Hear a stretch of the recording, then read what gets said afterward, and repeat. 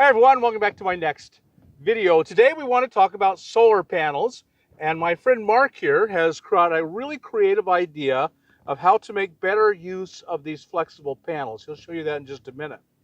These are the flexible panels. Let's show them just how thin these are. You can see they're like 1/8 of an inch thin, and they're somewhat flexible, not terribly. You don't want to bend them a lot, but they do bend. And they're very, very light, like 4 pounds. So a lot of people put these out and lay them on the ground because they're so light. They're easy to take out in and out of their rig. They don't have room on their roof for any more. You have a whole lot of solar on the top of your trailer, I do. I have 1,000 watts. but you've probably used up all that space. Yeah, the trailer is absolutely full. I literally had to get on the computer and draw it out to make sure it would fit, and it squeezed down pretty well. So you've got 1,000 watts up there, but you're done. You can't put any more up. No, the trailer, it's a 7x12 trailer, and it just doesn't have the room to add anymore. It's hard to believe you got 1,000 watts on a 7x12 trailer. Yeah, I had to sketch it out, and it was tight, but I managed. But you wanted more solar. Right. And so now you went to putting them down on the ground. Right. Yeah. Earlier this year, we had some bad weather, and I started having to cut back on the toys. I had to raise the temperature in my freezer and my fridge, and I didn't like that. So I figured, well, let's try to get some auxiliary out there.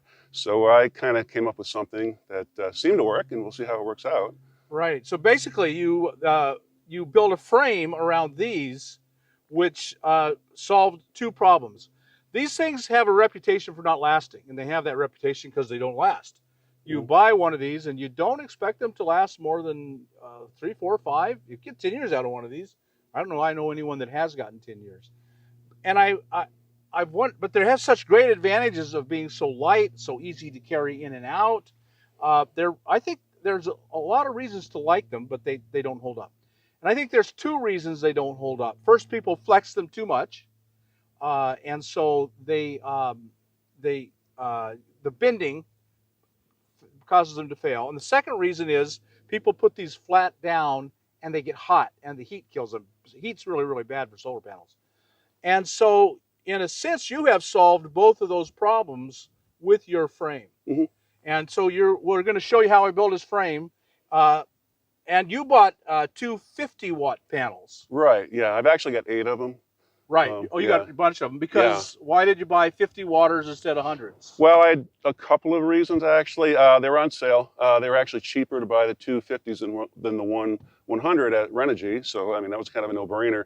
But my idea was that these are so long. We're talking about 40 inches. They have so much flex to them. They're more susceptible to damage. Right. And I figured if I had 250s, it'd just be a more sturdy end result, basically. And that seems to be what I worked out with. So. Right. I think I'm ahead of the game with that. And also, you have 850s. You're dragging stuff in and out of the rig all a long time. Mm-hmm. Right. And so you built a frame, and that's what we're talking about today. Is this really cool frame that Mark built?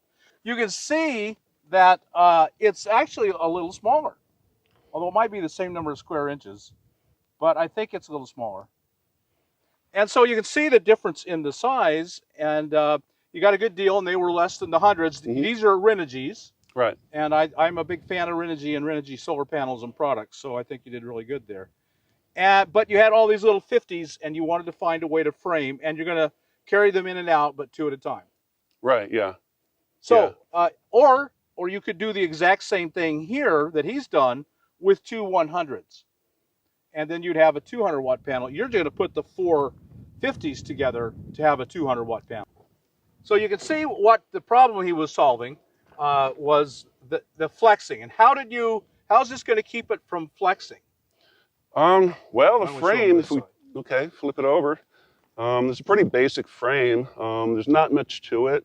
It's just a 1-inch square tube, aluminum square tube. It's a pretty thin square tube actually, which makes it lighter. But all I've done was I'm going to cut to length, but I notched each one of them to fit. There's only one piece of aluminum sticking over, the center one's sticking over the top. The end pieces are sticking over, well, that's the back side. This is sticking over the top. And they're layered so that this thing can't flex or twist or anything like that. And it's all held together with 6 bolts, and that's it.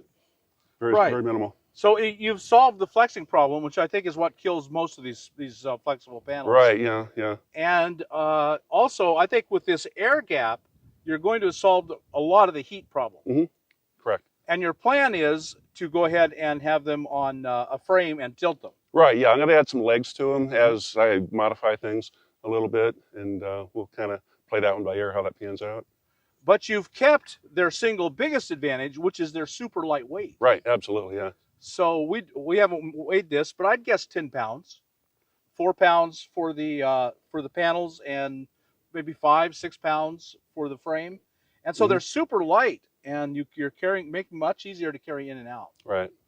Absolutely. And they take up a little more room stacked, but not all that much. Right. No. But what's nice too is when you're loading them and unloading them, they're so stiff that you can just literally pick them up by the end and just lay them in there. Right. It's really nice. Right. You've kept all the advantages of the flexible panel and eliminated all the disadvantages. Right. And kind of added the advantage to the hard panels as to the rigidity of everything. Right. And yeah, so it's kind of the best of both worlds, I guess, now. Yeah.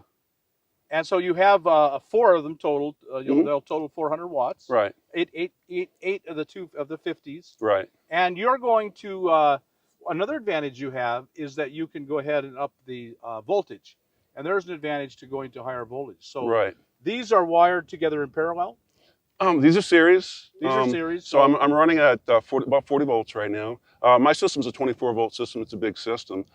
So I needed to do that because all the rest of my panels are paired off like that anyway. But it just made it easier for wiring too. You can see how the wiring kind of just dresses out really nice because of that. It sure does. But yeah, and then I have I can connect 2 of these frames together with. I've got some holes here for bolts. Let's show them that. Yep. And so he put in holes here for bolts, and he'll bolt them together. Right, so it'll be twice as big that way. And then I've got these guys here. I've got little Y connectors that I can plug in and come out with, again, one connection for both panels after they're bolted together. So yeah, I think this is just a really good idea. Really, really good idea, because you keep the best of the flexible and you eliminate their problems. And they're so lightweight, they're easy to handle. Yep. So I think it's really, really a good idea. So folks, would this work for you? I really love how lightweight it is, and yet it will last a long, long time. So is this something that could work for you? Would you be able to build this and take it in and out and get some good use out of this yourself? I'd love to hear from you in the comments down below. So Mark, thanks so much for sharing this with us. It's a great idea. I think it's all pluses and no minuses. Well, thank you, Bob. I very much appreciate that. Yeah. So folks, hope you got something out of this video. If you did, like us on YouTube, subscribe to the channel, hit that thumbs up button, and we'll talk to you later. Bye now. Bye-bye.